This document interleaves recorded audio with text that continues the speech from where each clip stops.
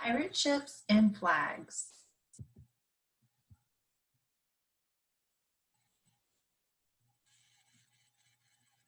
Introduction. Pirates were robbers. They did their dirty deeds at sea.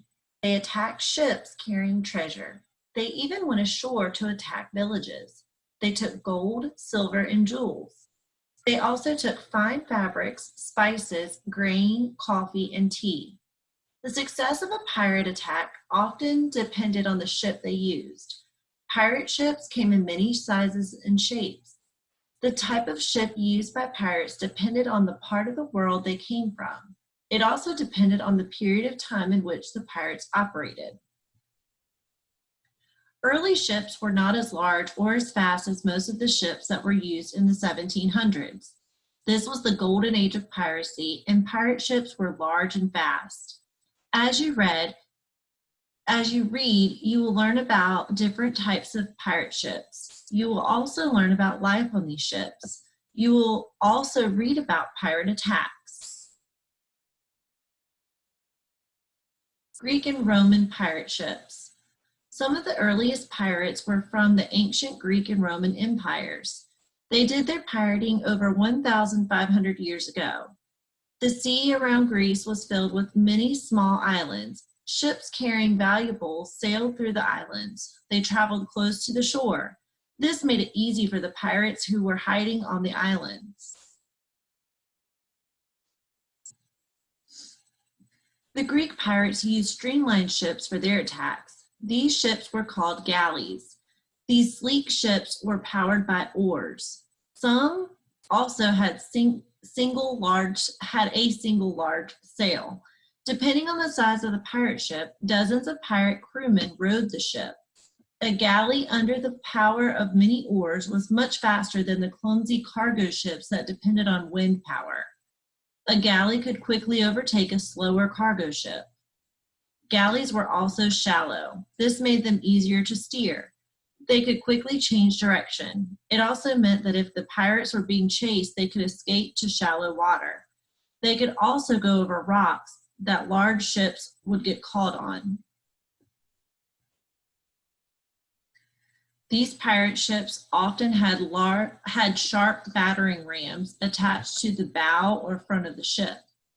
They would ram the victim ship, trying to punch a hole in its side or hull. If the ship being attacked took on water, it became even slower. Romans were not natural seamen like the Greeks, so they built many of their ships to copy the Greeks. Roman pirates also used galleys powered by long oars. Some of these galleys had rowers at more than one level of the ship. The poor oarsmen who rowed below the deck were forced to row where it was hot and smelly.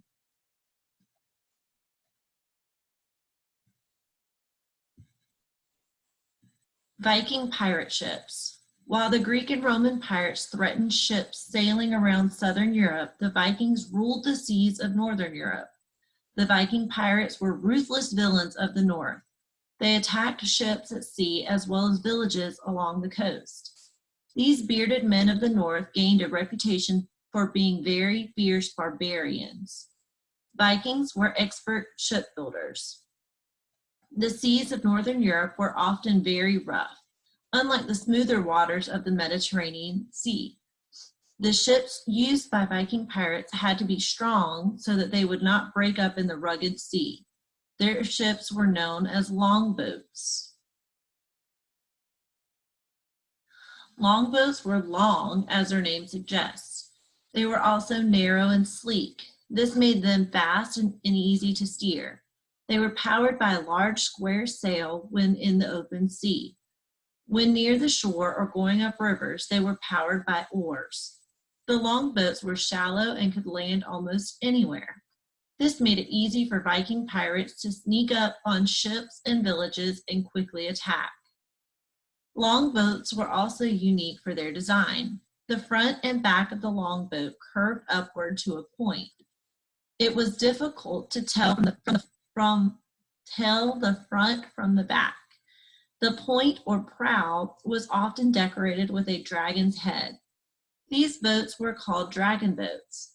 Other prows were shaped like snake heads or the heads of other figures. Longboats could hold over 50 Viking pirates. These pirates carried spears, axes, and swords, and bows and arrows to use in their attacks. Pirate ships in northern Africa. Another group of pirates did their pirating along the northern coast of Africa a little over 1,000 years ago. These pirates were known as Barbary corsairs. Corsairs used sleek galleys, much like the ones used by the Greek and Roman pirates. The oars were manned by slaves, which left the pirates free to do the fighting. The corsairs' ships were sleek and fast. Slaves scraped and waxed the hull of their galley between trips at sea. This increased the ship's speed. The galleys were powered by both oars and sails. The oars were long and heavy. A single oar might have to be rowed by several men. A corsair galley could have 2 or 3 masts, each holding a sail of a different size. A corsair galley often held over 100 men. This meant that trips to sea had to be short, since the galley could not carry enough food and water for long trips. Some corsair galleys were beautiful ships. They were often painted with gold decorations, and gold-painted human figures often extended from the back of the ship. Chinese pirate ships. The seas and coastline of China and Southeast Asia were perfect settings for pirates. Chinese pirates hid in the mangrove swamps that lined the coast. Chinese pirate captains often led fleets of small pirate ships. One pirate commander, Qing Chailing, led a fleet of nearly 1,000 heavily armed ships. Larger Chinese pirate ships were called junks. These junks were often converted cargo ships. This meant that they were slower than most of the pirate ships that you've been reading about. What these ships lacked in speed, they made up in arms. They carried over a dozen large guns. They were such good fighting ships that the Chinese Navy could not defeat them. Pirate junks often had 3 masts. The sails were large and had 4 sides. They were made of silk reinforced with straps of bamboo. These ships were large enough to provide the captain with a nice place to stay. The crew lived below in the crowded hold. Pirate ships of the Caribbean. Probably the pirates we know the most about are the pirates of the Caribbean Sea. The islands of the Caribbean were perfect hideouts for pirates looking to plunder ships carrying gold and silver. These unruly pirates attacked many Spanish ships passing through the islands.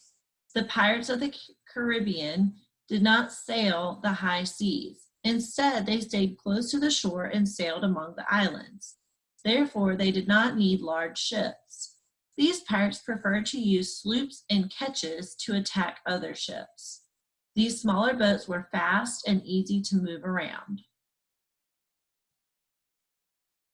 Ketches were equipped with 2 masts. A main mast rose from the center of the deck. A smaller mast rose from the back section of the deck. Ketches also had a long pointed pole extending forwards from the bow. It was called a bowsprit. The bowsprit on some ketches was as long as the main body of the ship. Triangular sails were rigged to the bowsprit. These sails increased the ketch's speed. The main mast held a large square mainsail. If the wind blew from behind the ship, the crew would raise the mainsail and the wind would push the ship through the water. Sails rigged to the back mast were used to move the ketch in different directions. The ketch's variety of sails made it a versatile sailing ship.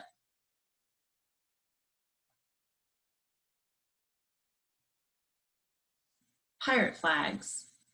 Pirate ships flew flags to warn other ships that they were about to be attacked and that they should surrender. Flags were used to strike fear in the crew of ships about to be attacked. Some flags carried scarier messages than others. For example, an all-red flag signaled certain death. However, sometimes pirates were sneakier. They would sail a friendly flag first. Then, when they got close to the ship they were attacking, they would raise the pirate flag. The best-known pirate flag was the Jolly Roger. It was decorated with a skull and two crossed swords or crossbones. It told crew members on a ship being attacked to surrender without a fight or face death. In addition to skulls, bones, and swords, pirate flags were decorated with hourglasses, skeletons, or blood. The hourglass signaled that time was running out and the crews should surrender. One of the most notorious pirates of all time was Blackbeard. Blackbeard's flag was a skeleton that looked like a devil. The skeleton held a spear that pointed at a red heart. Drops of blood dripped from the heart.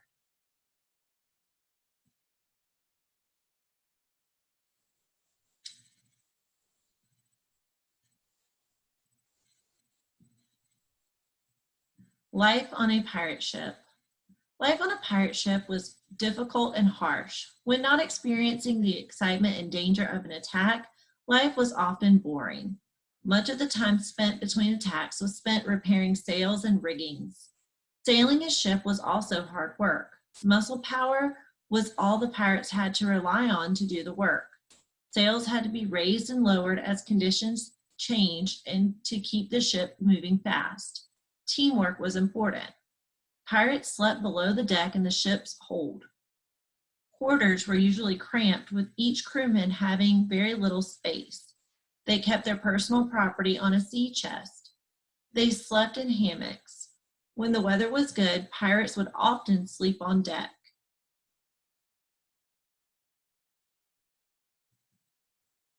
Pirate ships usually had a population of rats. The rats chewed sails and ropes and ate food supplies. Rats were even known to chew through the ship's hull and sink a ship. Food aboard the pirate ship was nothing to get excited about. They had very little fresh meat. When they did, it was usually turtle meat. If the fish were biting, pirates ate fresh fish. Otherwise, meals consisted of dry, salted meat and dry ship's biscuits. All of this was usually washed down with beer, wine, or water. Ships usually had very poor cooking facilities. Pirates ate off metal plates. If they were lucky, they had a fork or spoon. Otherwise, they just used their fingers. Pirates were not known for their good manners. Conclusion. Most pirate ships were small and fast. Early ships were powered by oars. However, by the 1700s, most pirate ships were powered by the wind. Even these sailing ships were sleek, fast, and easy to steer. They were shallow so they could escape their enemies and enter shallow ports. Life aboard a pirate ship was not very pleasant. Conditions were often dirty and crowded. The work had to be done by the pirates themselves, except in earlier times when slaves did the work.